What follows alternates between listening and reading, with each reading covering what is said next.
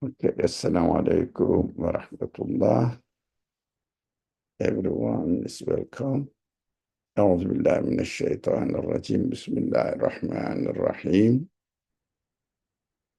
رب اشرح لي صدري ويسر لي أمري واحلل عقدة من لساني يفقه قولي واجعل لي وزيرا من أهلي هارون أخي اشدد به أزري ويشرك في أمري كي نسبحك كثيرا ونذكرك كثيرا إنك كنت بنا بصيرا. اللهم علمنا ما ينفعنا وانفعنا بما علمتنا وزدنا علما وارنا الحق حقا وارزقنا اتباعه وارنا الباطل باطلا وارزقنا اجتنابه. ربنا ظلمنا أنفسنا وإن لم تغفر لنا وترحمنا لنكونن من الخاسرين. اللهم إنك ربي لا إله إلا أنت خلقتني وأنا عبدك وعلى عهدك ووعدك ما استطعت وأعوذ بك من شر ما صنعت وأبوء لك بذنبي وأبوء لك فاغفر لي فإنه لا يغفر الذنوب إلا أنت.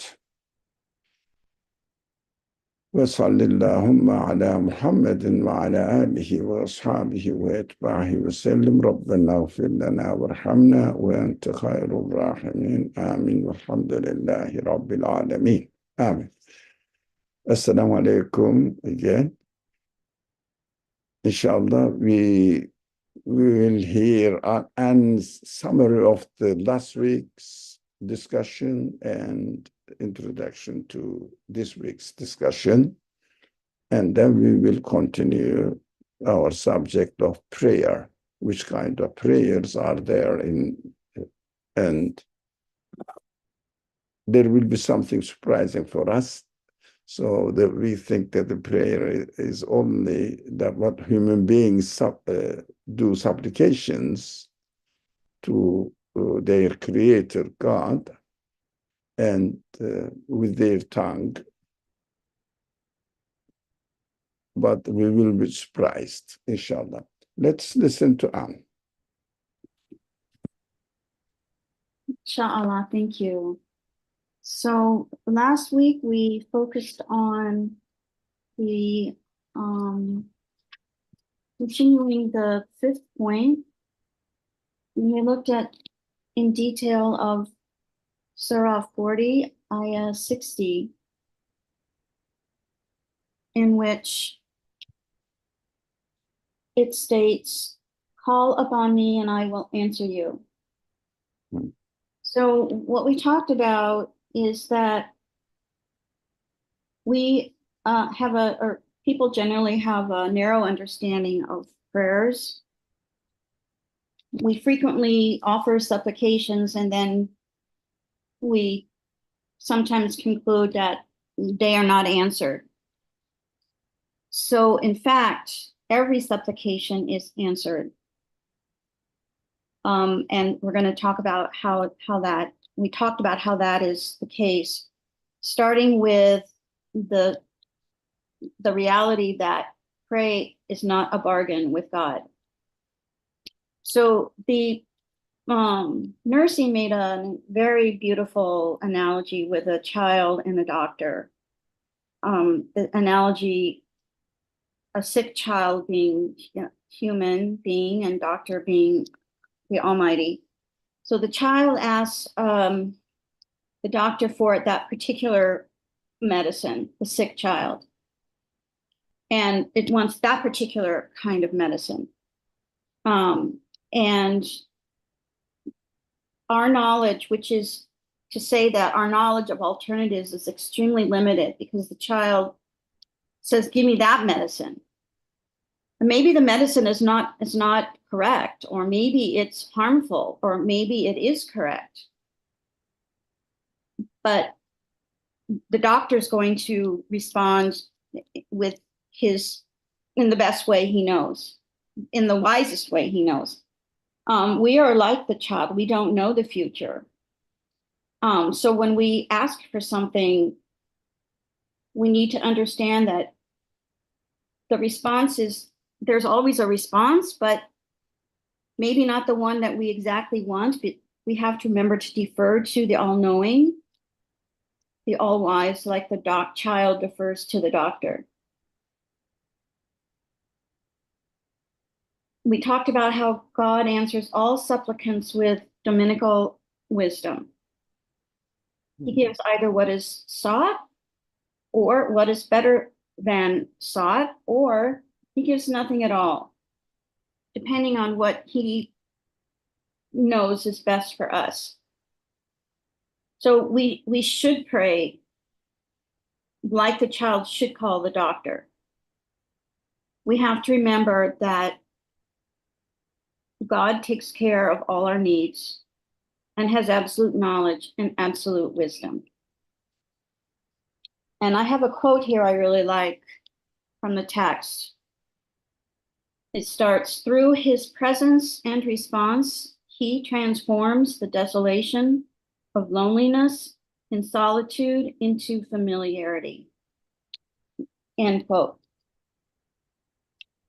And then we continue to talk about how supplication, its essence is acknowledgement. Supplication means acknowledgement. That's the essence of prayer. It's acknowledgement that he is the one who creates. We're not making a bargain. I pray and you give me rain. And it's not transactional. And we discussed how, in fact, that is insincere, which I think is an interesting point, because we often talk about praying for rain or praying for this or praying for that. And it's granted or not granted, like it's transactional. We always have to remember that he is the one who creates, and he may or may not. It's not up to me. And then we had an interesting point about, even if the calamities are not lifted, despite many supplications, and it may be said that they were not accepted, it would be more correct to say, or it should rather be said, that the supplication is not yet over, which I think is a really key point. If the need continues, the need for prayer continues.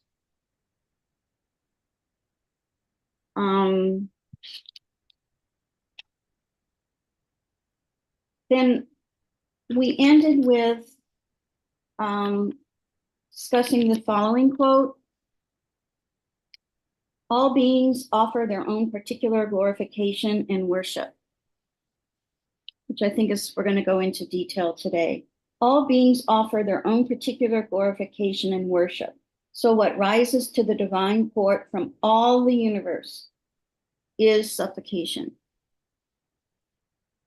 So we're going to talk more about how is it that all beings offer their own particular glorification. All beings offer their own particular glorification and supplication. And that's where we'll start this week. Inshallah. Inshallah. Thank you. Thank you. Beautiful summary of what we have done, and also a brief but precise introduction to today's discussion. So if anyone else wants to add or ask something, please go ahead. And if not, we can continue read. We read the text first, the paragraph, and then go over it again.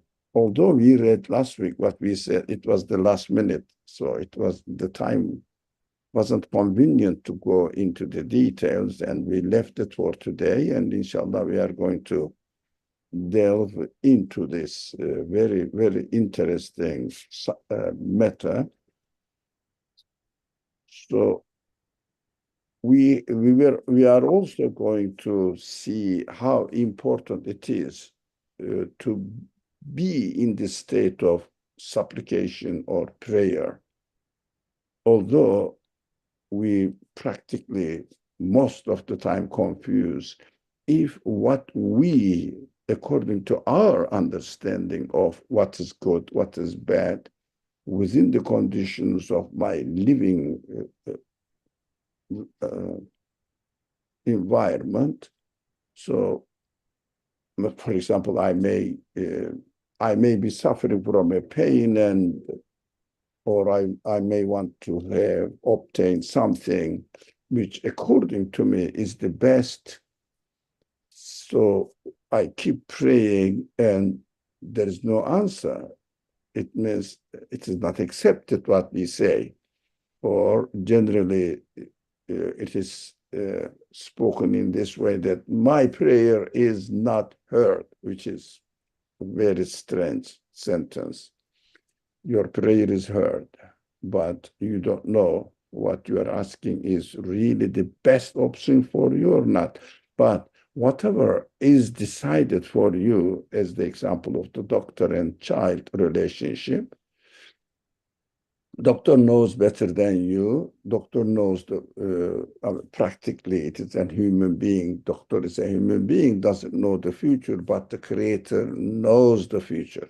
The more you pray to have something that you think, according to you, is more essential, the more important for you, the more you pray, but you understand that you and I, everyone, understand that we don't know the future, what it is going to bring to me. But the Creator definitely knows better than me. And the more I pray, the more the Creator appreciates my prayer, my position as an impotent creature, cannot do anything by himself, but only ask. With the free will, we can only ask, we cannot create. So as we pray, God's mercy accompanies with what we want even more. Why? Now, this human being is doing his best as far as the purpose of my creating him or her is concerned. So we keep praying, and God keeps not giving what we want. Why? Because from his mercy, this human being deserves to be treated in the best way, but he doesn't know that what he wants is harmful for him. That is why he doesn't give. So, for example, majority of the Muslim people and also some of the scholars say if we pray, God accepts it, our prayer. That is what generally the language is used about this. But we don't understand the scholars saying that it is accepted. As the example of the doctor and child relationship is concerned, doctor accepts child's desire or demand that this is good for me, give me. But according to the child, the doctor didn't give the medicine, for example, in the simple example, that the child particularly wanted. But God accepted that, doctor accepted his call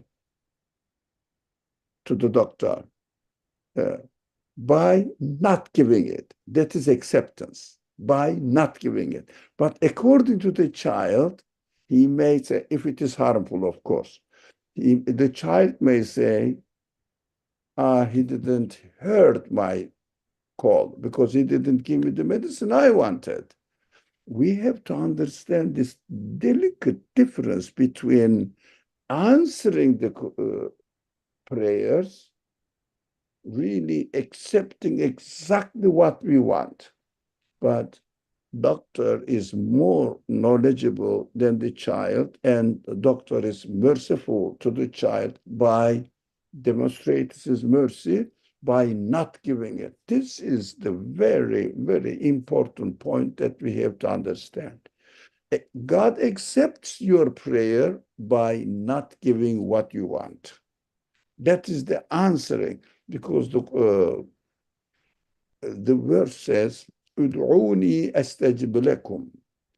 It's istijaba means answering back to you, not ud'uni astaqbal astaqbalahum or istaqbalakum. No, it means qabul, which is acceptance. So the Quran also makes the different, uses the different word in order to help us understand between answering and accepting. Answer is to give jawab. Acceptance is to accept. It means kabul. Kabul, I think the Persian people, excuse me, Arabs know it, Arabic-speaking people, but also Urdu-speaking people also know it.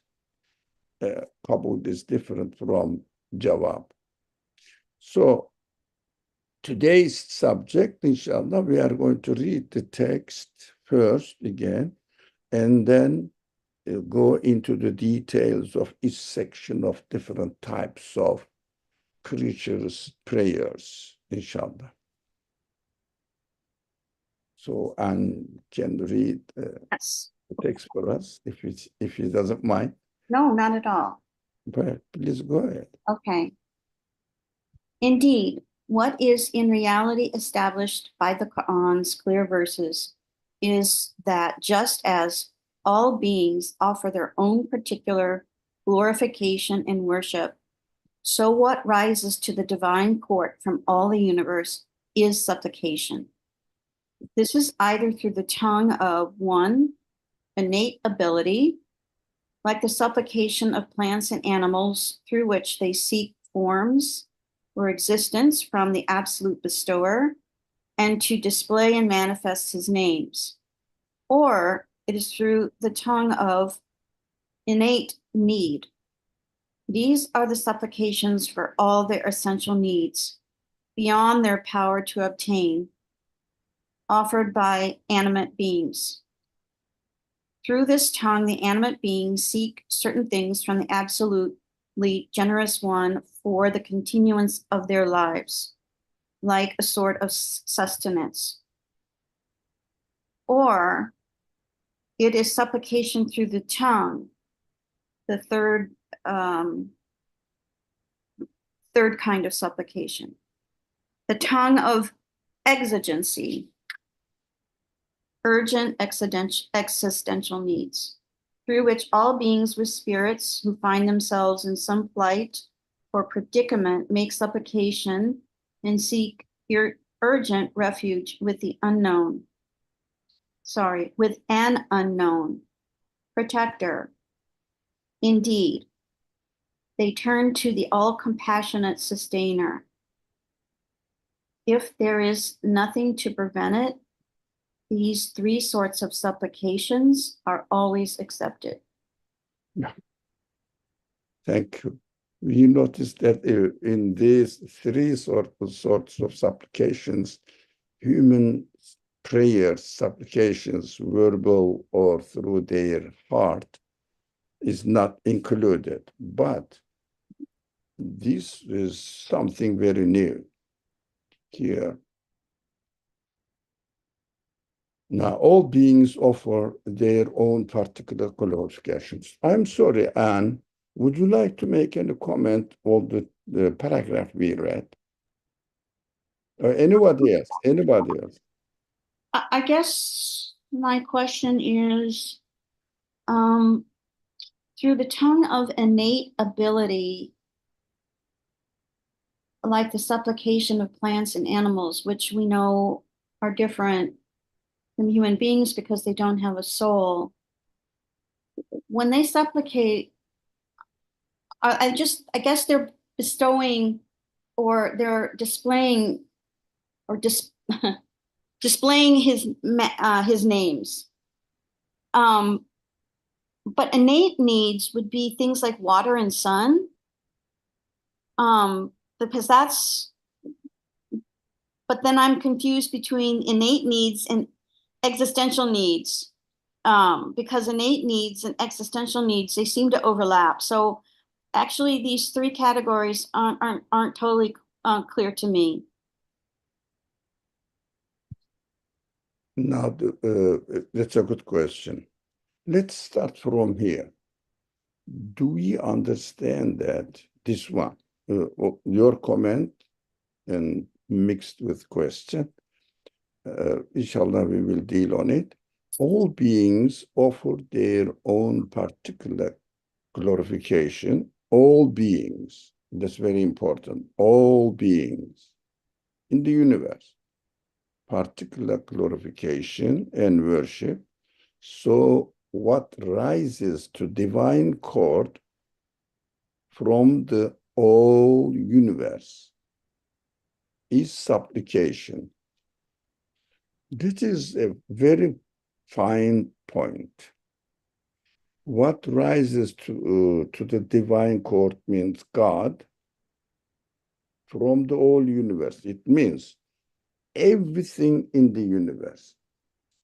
Animate, inanimate, whatever, plants, animals, stars, whatever it is.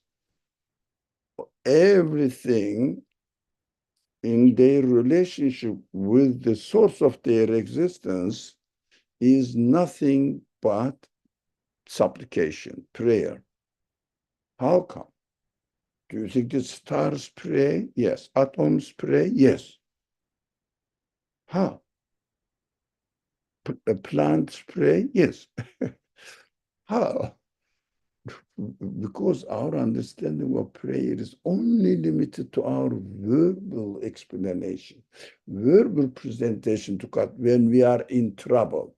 When we are not in trouble, according to our understanding, we don't think that we are praying. That's a very grave mistake. All our life consists of nothing but prayer.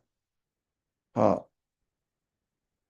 All our life consists of nothing but prayer to the Creator. How? Whatever we do, we are just choosing. We are exercising our free will to choose. But the result needs to be created next moment, and I cannot create the next moment. That's what we have to understand. We think that when we choose, we are doing it. Yes, we are doing the action of choice, not action of creation. We have to be very careful. Every moment, even if you want to raise your hand like this, you just choose to raise your hand, and the next moment is created by the creator of the whole universe. Within this universe, you are created as a human being as you are, with a hand raised up. How quick this creation continues with no break whatsoever. That is the most essential secret of creation that we may not most of the time aware of it. It's a big loss. I will speak to from Muslim practice perspective. While we are praying, we have to just, it is very important to notice what we are doing while we are praying. When we pray daily prayers, what we do, we stand up and then bow down and prostrate. And at the end of every two reka of prayers, 2 units of prayers, we sit. And most of the people, not all of them, most of the people, Muslim people, start reading At-Tahiyyatu wassalam. There are different versions of it. Doesn't matter. They are all from authentic sources. That's what I do. At-Tahiyyatu al-Mubarakatu. This is not our subject. That's why I'm passing them. As-Salawatu. Salawat, prayers. Salawat means prayers. So, as-salawatu, universe-wide prayers, وَالطَّيِّبَاتُ lillah. Let's concentrate our subject. As-salawatu lillah. It means every being prays, and their prayer is presented to the Creator. None of the things of this universe may have a power to create next moment of their existence. We just wait to be created. We just wait to be created. We have to understand that our life is nothing but consists of prayers to the creator of the universe, who continuously creates the universe, orderly creates the universe, continuously creates the universe. That's an amazing reality that in word vocabulary doesn't exist. How do I know? Did I read all the books? No.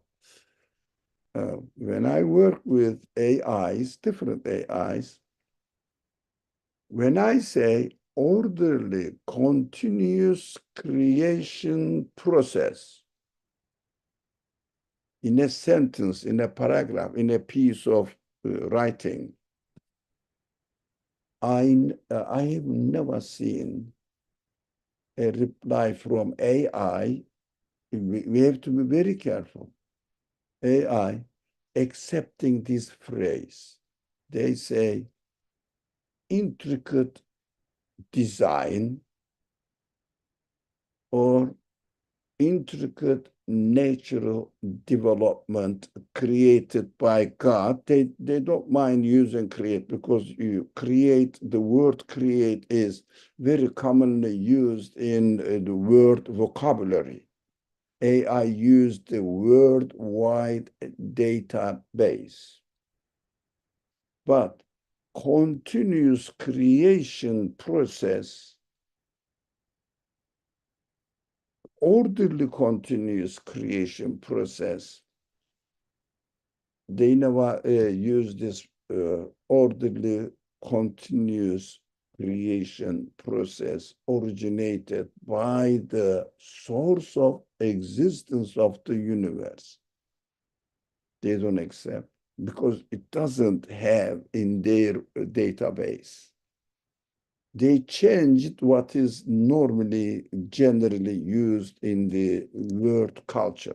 Now we cannot say that database belongs to American culture or European culture. No, worldwide culture. Whatever is more used in the word vocabulary, AI prefers that usage of the words. What does it mean? The word, the whole world, even in 21st century, doesn't have this kind of really Islamic Tawheed, Quranic Tawheed vocabulary at all. It's a big word. at all. Doesn't have it. That is why I really, really appreciate this kind of understanding introduced to us by Nursi, which, for example, this one here. Now, what rises to the divine court from all the universe,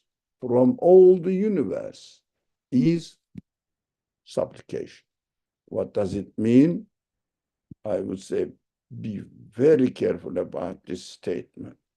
It's exceptional, even within the Muslim culture, Muslim or Islamic scholarship heritage. What rises to the divine court from all the universe is supplication. As-salawatu lillah. It means every time you pray, I'm sure you all pray, you use this expression. Now, from now on, be very careful. The content of as-salawatu lillah at-tayyibah. And these are all very interesting words, but today's subject is salawatu lillah. This expression has the meaning in it, but not realized by the general Muslim culture. Individuals, exceptional individuals, definitely exist, but we have to understand them. For example, if you have any opportunity to study the classical commentaries on the Quran, they don't make this kind of things clearly because they didn't need it. Now, today, we need it. Every act of atom particles are nothing but prayers to the Creator to create them next moment. That's a revolutionary understanding of the nature of the universe, reality of the universe. I am very much amazed about this sentence, and I'm sharing my excitement with you. Now, let's come to the difference between, there are, in fact, four. Here is four. But for the moment, we are dealing with the first three sorts of prayers. One is, as Anne presented or reminded us, through the tongue of innate ability. Now, innate ability, and also the example is given from the supplications of plants and animals. Now, innate ability, for example, let's start from plants. Cells of a plant are created in such a way that we see continuously very amazing chemical reactions are all going on there. Why? Nothing in the universe stops acting. The whole universe is nothing but at motion. This motion itself, innate ability, it means the potentially they are created in such a way that they always exist at motion. Nothing can stop. So if you look at a plant, whatever it is, in its own existence as an animate being, what they want to sustain their existence. How? The way they are created demonstrates us that they are created to worship, to make prayers to their Creator, to sustain their existence as one tree, or of course, this takes place without free will. The way they are created demonstrates us that plant is acting continuously with its own layers of component parts, particles, atoms, molecules, cells, or, for example, heart, lung, mind, eye, air, all the elements are continuously acting, means asking to be created at the next moment. That is, that may be not within our conception of existence, but we have to train ourselves to develop this conception of existence, what existence means. Nothing but the potentially existence is given with an innate ability to sustain its existence. And how can they do that? In the form of supplication. They cannot. Nothing in the world, again, I am repeating this, nothing in the universe, nobody, how atheist a philosopher is, how atheist a scientist may be, how obstinate they may be, or a believer they may be, regardless, everybody, everything is innately supplicating to the Creator, give me existence next moment. Give me existence next moment, because I cannot. But this is innate supplication in the way that they are created. The difference between innate ability and innate need, that is more easy. These are the supplications for all their essential needs beyond the power to obtain, beyond their power to obtain, offered by animate beings through his tongue. It means the way it is created, the animate beings seek certain things from the absolute generous one for the continuation of their life. Continuation of their lives, like a sort of sustenance. It means, for example, the secular science explains that the leaves of the tree receive some oxygen, whatever they call it, chemical names of some chemical substances created. So they need it. They have to breathe. And their roots are created in such a way that to find the wet, damp place, reach out to the water, so they will suck the water. But this secular science says they emit some sort of chemical substance to go through, have a hole. But how do they know where is wet, where is not wet, where is damp, where is dry? How do they know? Innate need to sustain their life, get the sustenance, receive the sustenance. They are created with this potential, so that in fact, a tree, we think that it's nothing, doing nothing, but praying to sustain its life. It is animate nature, it is animate reality. So I want to have water, I want to have air, I need sunlight. So if you plant a plant or tree, one side of the tree, try this.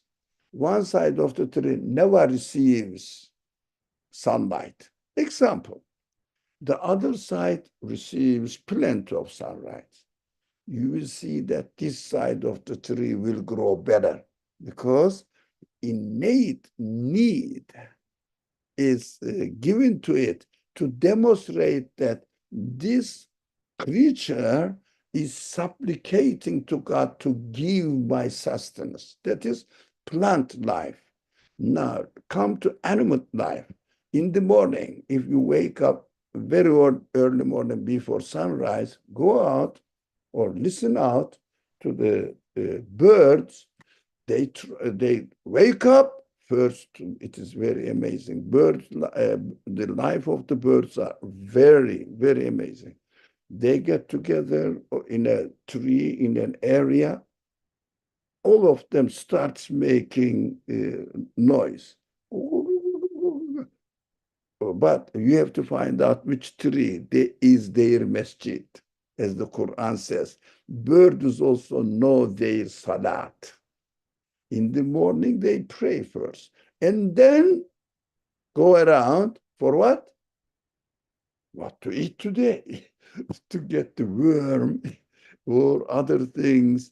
Try to get their sustenance in the form of food now, because they cannot create their food. We cannot create our food when I don't know, nowadays, I don't think anybody's refrigerator will be empty for 1 hour at all without finishing half of it, the other half is stuffed again.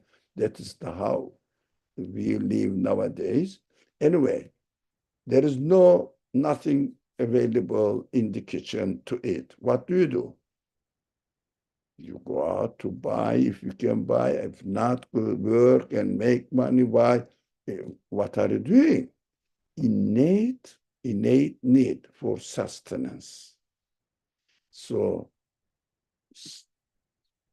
seeking for sustenance is innate need, different from innate ability to make their existence or to have existence continued in the next moment.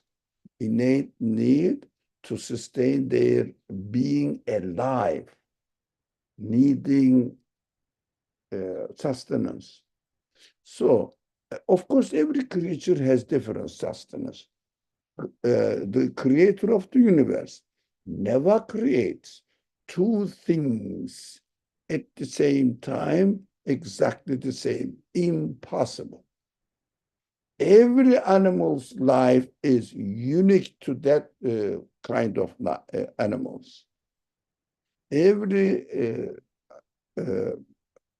human being's life is unique to that human being. We know that, but we have to reflect on the reality of existence, inshallah.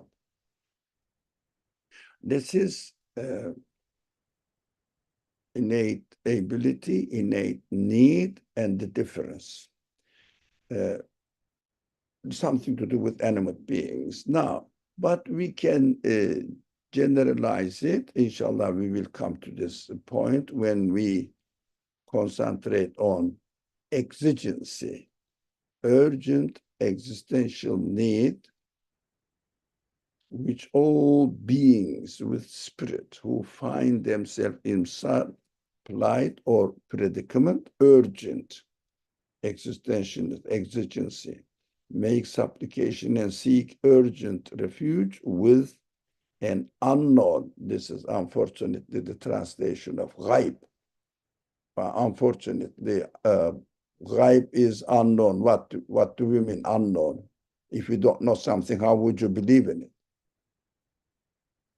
I mean, lack of word.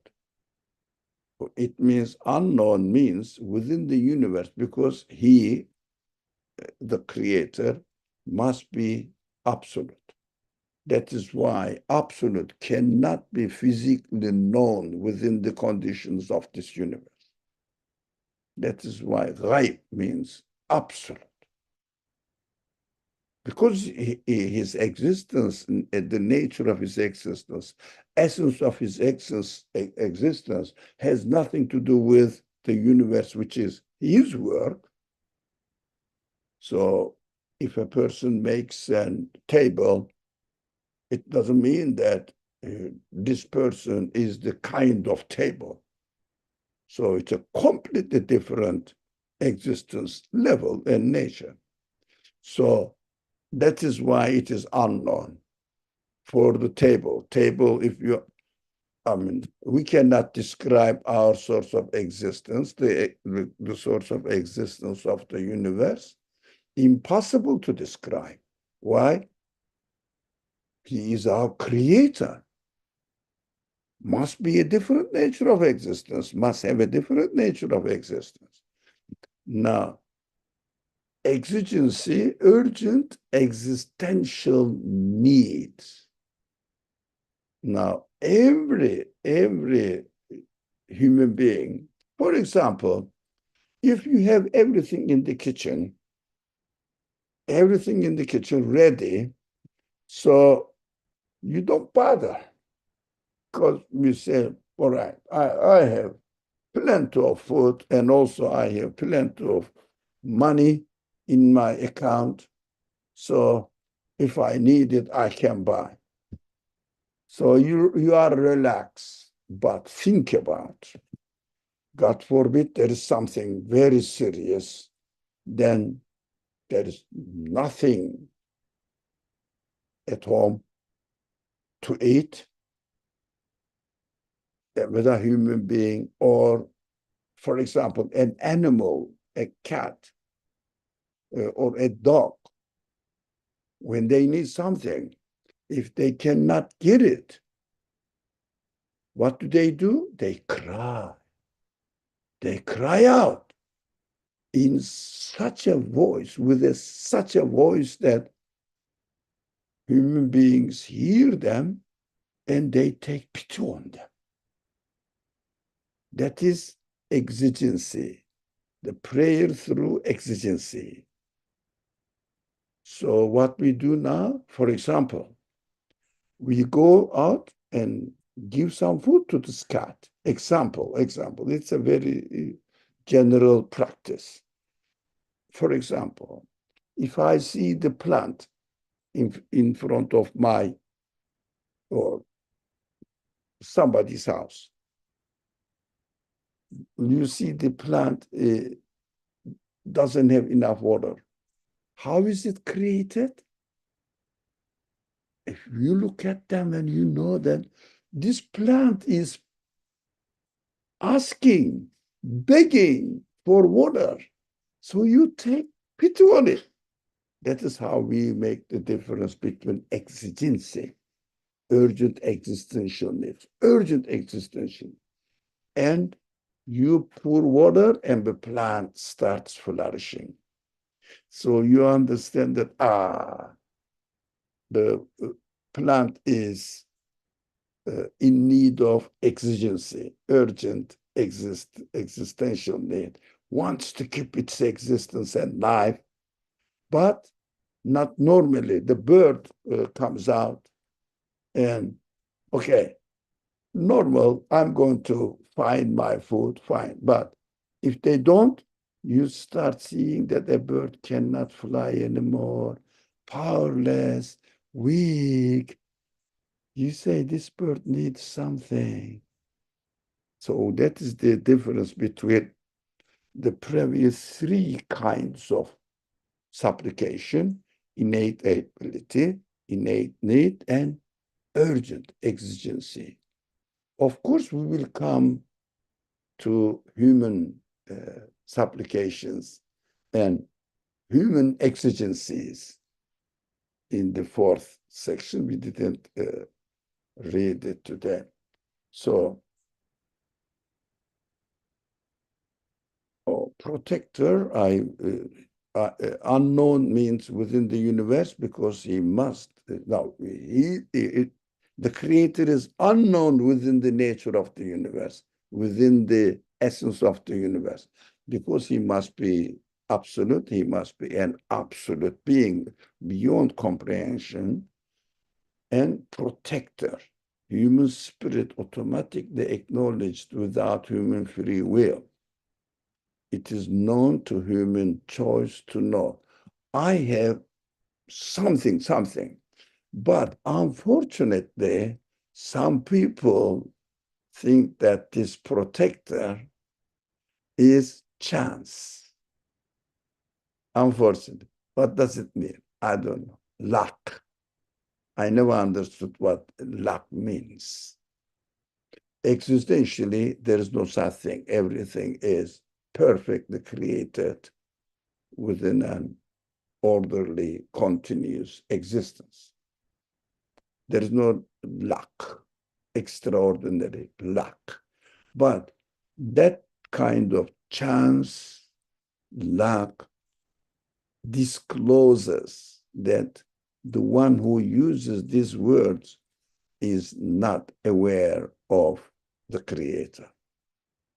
It means things are accidentally happening. This person may be a believer, even practicing believer. Regardless, if someone uses, or if I use, like, I don't want to pass judgment on people. People are innocent. They may not know what they are doing, but I must be careful about my own language. There is no luck. There is no chance in the universe. Everything is precisely measured and created by a conscious being organizing the whole universe, giving existence to it based on his infinite knowledge and power and qualities. So the author says these three sorts of supplication are always accepted. Always accepted. What does it mean? If there is nothing to prevent it. For example, let's say in war conditions or today's national state understanding, one nation may be technologically advanced and exploits the vulnerable other nations and blocks his border with power, not let other people get into it, and other people may be in suffering positions. And because they are not let to travel on earth, as the Quran says, let everybody travel on earth freely. So there is no nation state in Islamic understanding. That is another subject. So there is no border for Muslim administration. But nowadays, it is ridiculous. But real Islamic administration, for example, the Medina administration of the Prophet in the Prophet's life had no border. Everyone can get in and out. Human beings cannot be restricted. That is how God wants the human being to be a one nation, human beings. That's it. Ummah. That's it. No division. Okay. If someone doesn't believe, all right, everybody is free. But we cannot say this person cannot enter to my administrative area. That is something that today never practiced at all by nobody at all. Nothing in this world. Unfortunately, most of the sufferings happened because of this, wars because of this. And people in the war conditions, they cannot get their food. Although other nations are wasting more than multiple times more than what they need. Wasting. But these people are suffering. That is why the author is very much aware of it, put this condition. If there is nothing to prevent it, these three sorts of supplication are always accepted. Okay. If there is nothing to prevent it by human beings or for other wisdom in creation, otherwise they are always accepted. Now, I realize that I took all of your time, but this is a very revolutionary understanding of Quran's presentation to us as salawat or dua. Da'a, yad'u, all these words in the Quran must be read carefully. Carefully. So when the Quran says da'a ila Allah, they are calling upon God. What do they mean? Who are they? Quran's addressee is particular to human beings, but when the Quran uses the word you, not necessarily human beings only, but guidance side, human beings have the consciousness to choose and practice with their free will. But Quran addresses and speaks about the reality of the universe. Unfortunately, the Quran is not really appreciated, not by non-Muslims, by those people who say that we believe in Quran. No, it's not in the culture. Just general acceptance, culture. That's it. So that is why I took my time. I think I should stop and ask you if you want to make any comment, question, concern, rejection, and saying that what I understood was wrong. I will be very happy to hear if anybody corrects me. And then we will come, inshallah, next week about human supplication, our supplication. Yeah, human supplication. It's not that easy either. So, inshallah, we will concentrate on it. Any comment? I think your explanation was invaluable. I wouldn't have been able to distinguish very clearly between these three different kinds of supplication without your explanation. Thank you. You are welcome, but anything not clear yet, and also amazing. We have to think about it. We have to think that, do I understand that the whole universe is supplicating to God? Always. In different ways. My understanding or our understanding, practically, we understand, I pray to God to give cure to me. For example, heal my illness. That is the second part of human supplication. Oh, this is very narrow. So we have to enlarge our understanding of supplication, prayer, which we say dua. Listen, okay. Anybody else? If not, we can stop here, inshallah. I had a quick just observation. I think that thank you so much. This is obviously an illuminating way of thinking about prayer. I being aware of it personally that I started praying more as I got sicker and sicker.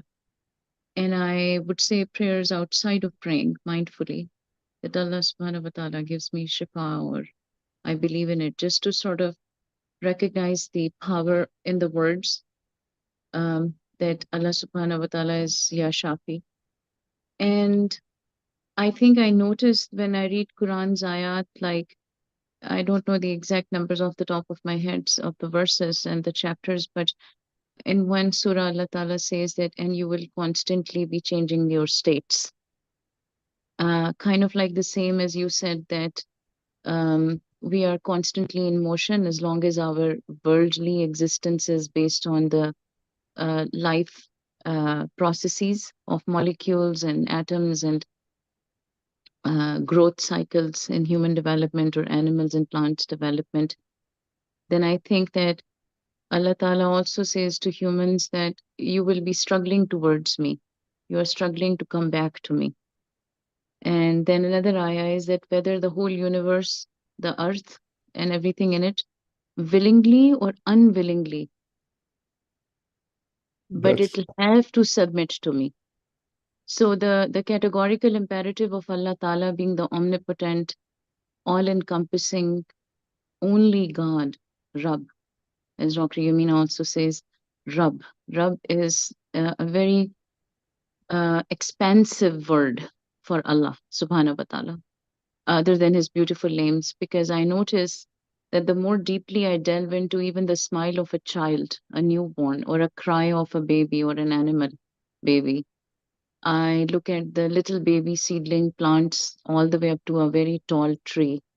In fact, I do some photography, and now that I pay attention to the trees and the leaves and the flowers, you will notice everything, whether they are healthy and growing or about to fall on the ground, either because of disease or because of the changes in season from spring, summer to fall and winter, especially the branches and the leaves of the trees, whether they are upwards ascending or downward, like the willow tree, they are praying.